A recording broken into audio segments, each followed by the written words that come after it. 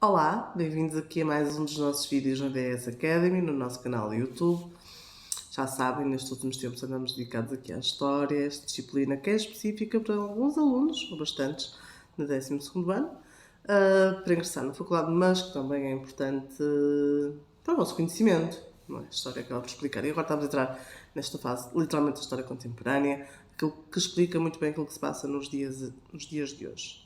Hoje vamos nos dedicar um bocadinho à União Europeia, vamos deixar um bocadinho de parte o que se passou na Guerra Fria, já focamos isso, e agora vamos ver o que se passa na Europa. Nós já tínhamos ficado, o ponto, nós ver em que ponto ficamos. Ficamos no final da Segunda Guerra Mundial, a criação desta União Europeia, ou desta CEE, SECA, que é o primeiro nome, depois CEE, depois o E, que efetivamente tinha e tem como objetivo a livre circulação de mercadorias e de pessoas, mas também uma ajuda entre estes países europeus. E vamos entrar agora neste projeto de criação da União Europeia, mas que através dos seus tratados iniciais estamos aqui a avançar para a frente, em que temos este alargamento, principalmente no Mediterrâneo e também no leste, os alargamentos mais exponenciais da União Europeia e também as suas grandes diferenças. Chama a atenção sempre para os grandes tratados da União Europeia, porque são eles que estabelecem, são quase constituições que estabelecem como se rege ou não a União Europeia. E, efetivamente, depois da Europa dos Seis, que no fundo foi a Europa inicial em 1957, passamos por uma Europa dos 9, aqui com a entrada do Reino Unido em 1973, Reino Unido, Irlanda e Dinamarca. Em 1981 começam a entrar países do Mediterrâneo Sul, neste caso. A Itália já lá estava, não vamos confundir. Neste caso, em 81 entra a Grécia, em 86 Portugal e Espanha, e chegamos assim à Europa dos 12. Em 1995 temos a adesão da Áustria, da Suécia e da Finlândia, chegamos à Europa dos 15. Mas é sem sombra de dúvida no ano de 2004, onde entra um grupo de 8 países da Europa Central e Oriental, países bálticos, a Eslováquia, a República Checa, a Hungria, a Polónia e 2 países mediterrâneos, neste caso a Malta e o Chipre, que efetivamente chegamos à Europa dos 25. Sendo que em 2007, com a entrada da Bulgária e da Roménia, chegámos à Europa dos 28 e em 2013, com a entrada da Croácia, à Europa dos 28. Vamos agora já ter aqui uma noção. Neste momento, voltamos a ter uma Europa dos 27, não é? Com a saída, com o Brexit, há 2 anos atrás, neste caso do Reino Unido. E, efetivamente, estamos aqui a falar de países e de Estados-membros completamente diferentes e de várias regiões, as próprias regiões onde acabam por estar situados, acabam por notar essa diferença. E, efetivamente, estes alargamentos constantes até chegar a estes 27 tiveram efeitos muito positivos. Principalmente colocar fim a esta divisão da Europa, entre a Europa Ocidental e a Europa de Leste. Isto também acontece muito, não é? Devido à queda do RSS, e temos estes países aqui que pertenciam à ex-RSS que ficam quase abandonados e que só agora não é, recebem assim, este alívio de pertencerem a alguma instituição, mas manterem a sua autonomia. Obviamente que vai ajudar a pertencer à União Europeia, ajuda estes países, principalmente a estes que vêm da RSS, a consolidarem a sua democracia. Uma democracia muito frágil nesta altura. Ainda temos algumas situações, às vezes, que nos deixam a pensar, principalmente nos países do leste, bem, mas o que é isto? E, acima de tudo, as vantagens económicas de pertencer à União Europeia. Há um aumento de rendimento médio por habitante, uma diminuição do desemprego, e as regiões mais pobres da União Europeia beneficiam de fundos estruturais.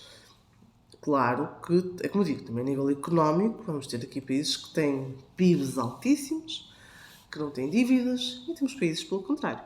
Portugal aqui vai se encaixar um bocadinho nos que neste momento estão ao contrário. Vamos ver este aprofundamento, este processo de aprofundamento, que é preciso para esta integração na União Europeia. Na década de 30, efetivamente começa-se a ter a noção, estamos aqui a falar de um cenário internacional mais complicado, grandes dificuldades económicas, e no final desta década entra em vigor o tal sistema monetário europeu. Não é moeda única europeia, é diferente.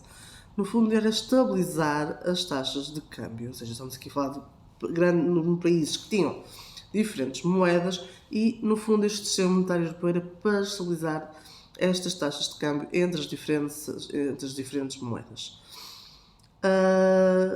Neste ano, é importante também, os deputados do Parlamento Europeu foram pela primeira vez eleitos por sufrágio universal direto, ou seja, foram votados eleições diretas, ou seja, não houve aqui a noção de votar, depois depende do número de representantes, a questão do colégio eleitoral, que eu sei que para alguns pode criar alguma dificuldade, era o que existia antes.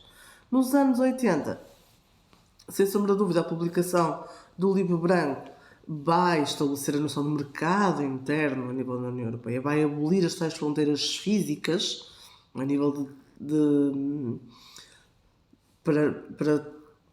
para venda e compra e venda, de mercadorias, importação, exportação e também a redução a nível fiscal e de impostos por toda a União Europeia. Até que chegamos ao Ato Único Europeu, em 1986, em que este sim, e é importante fixarem esta importância, porque temos uma nova definição para esta União Europeia. Temos um mercado interno sem fronteiras internas, ou seja, nós não precisamos também atualmente um país da União Europeia de passaporte, simplificou o processo de tomada de decisões, ou seja, questões de harmonização de legislação nacional e reforçou a convergência das políticas económicas e monetárias. Ainda neste programa nascem outros programas de auxílio, o Erasmus, o Comet, a Petra, a Carta também Comunitária dos Direitos Fundamentais e Sociais dos Trabalhadores. Nos anos 90, sem sombra de dúvida, os acordos de Schengen e a liberdade de circulação de cidadãos, mas sobretudo a assinatura do Tratado da União Europeia. Porquê? Esta assinatura do Tratado da União Europeia é quando se começa a instituir a moeda única europeia, o euro. Começa-se a instituir, a pensar, ou seja, como é que vamos organizar isto tudo, como é que de repente agora nós que somos, na altura ainda não eram os 20 e tal, mas ainda eram bastantes, eram 15, como é que vamos aqui organizar esta moeda toda? Teve que haver aqui um reforço, obviamente, da ação comunitária, e esta ação comunitária teve que ser alargada a novos campos, à educação, à economia, à proteção social, à cooperação policial também. Foi reforçado também a legitimidade democrática e houve também aqui políticas de defesa comum, que são muito importantes. E é aqui também que nasce assim, a nossa União Europeia, não é? Neste Tratado de Maastricht de 92. E aqui a União Europeia assenta em dois pilares. Passou a ter dois pilares novos, neste caso o Conselho Europeu e também o Corpo de Instituições do Conselho Europeu e o Parlamento, que são muito importantes. No Tratado de Amsterdão temos aqui as disposições relativamente às comunidades europeias, que no fundo vão figurar aquilo que já tinha sido assinado no Tratado de Paris e no Tratado de Roma, no fundo para ter a melhor noção de cidadania, de ambiente, proteção, por assim dizer, dos consumidores. No ano 2000 temos o Tratado de Nice, em 2001, com o objetivo exatamente para preparar as instituições para o funcionamento da União Europeia com 25 países e a entrada em circulação das primeiras moedas e notas de euros em 12 Estados-membros. Este primeiro foi um teste e o tratado que restabelece a Constituição para a Europa, neste caso o Tratado de 2004, que foi assinado, mas não chegou a ser ratificado, e depois foi assinado no Tratado de Lisboa em 2007, em que os principais objetivos eram tornar uma Europa mais democrática e transparente, a eficácia da União Europeia, uma Europa com direitos e valores que têm que ser cumpridos e a capacidade da Europa enfrentar estes desafios globais. E, efetivamente, a Europa surge aqui com grandes elementos supranacionais, com 4 instituições de peso: a Comissão Europeia, o Conselho de Ministros, o Parlamento Europeu, o Tribunal da Justiça, efetivamente surgem aqui como uma força de representação e também de representação e de controle destes países tão diferentes uns dos outros. A mesma noção quanto à união política que tem que haver. E para isso é importante tratar da União Europeia, integrar os pilares da política externa e da segurança comum para estes países, para os 27 países, né, que fazem parte da União Europeia. No entanto, há aqui sempre alguns problemas, como sempre. O Reino Unido, que nós já sabemos que acaba por sair, porque se demonstra muitas vezes contra esta política de mercado. A França é, na Europa, por assim dizer,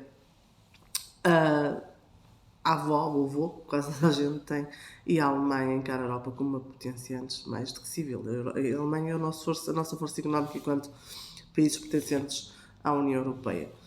A Europa acaba, obviamente, por ter uma União Europeia, por assim dizer, acaba por ter um papel fundamental no pilar da inclusão, não só da União Europeia, mas também dos países que estão à volta da União Europeia, ou seja, a sua própria política externa e a nível de segurança. Principalmente quando começamos a ver, depois dos ataques do 11 de setembro, acontecem os mesmos em Madrid, Londres, Paris, tem sido assolado com ataques e por isso é preciso haver uma cooperação a todo o nível desta União Europeia. Bem, já sabem, qualquer dúvida, questão, inquietação, dsacademy.pt, estamos aqui para retirar as vossas dúvidas. Até à próxima.